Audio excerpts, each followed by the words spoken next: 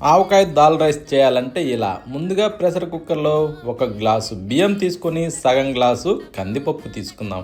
ఇవి రెండింటిని తీసుకున్నాక నీళ్లు పోసి బాగా కడిగి కొలతకు 3.5 గ్లాసు నీళ్లు పోసి ఆ తర్వాత కట్ చేసి పెట్టిన టమోటాలని అందులో వేసుకుందాం. ఇవి 2 టమోటాలు. తర్వాత చిటికెడు పసుపు సాల్ట్ వేసి మూత పెట్టి స్టవ్ మీద పెట్టేసి ఒక 3 విజిల్స్ రానిచ్చి ఆ తర్వాత మూత తీసిన తర్వాత దాన్ని బాగా ఇలా నుజ్జుగా ఎనుపుకోవాలి. ఎనిపిన తర్వాత దీన్ని తీసి పక్కన పెట్టేసి స్టవ్ మీద ఒక ప్యాన్ పెట్టుకునేసి దాంట్లో కొద్దిగా నూనె వేసి తాలింపు గింజలు, ఎండుమిరపకాయలు, కారం, ఇంగువ వేసి కాస్త కలిపి కరివేపాకు వేసి చిటపట్లాడించి ఉడికించిన అన్నం అందులో వేసుకొని ఆవకాయ కూడా వేసుకొని కాస్త అలా మిక్స్ చేసుకున్న తర్వాత రుచికి సరిపడా సాల్ట్ వేసుకొని పుదీనా, కొత్తిమీర ఇవి 2 వేసుకొని కాస్త అలా కలుపుకుంటూ కొద్దిగా అలా ఉడికించుకొని స్టవ్ ఆఫ్ చేసి వేడిగా తింటే సూపర్ చాలా అంటే చాలా బాగుంది.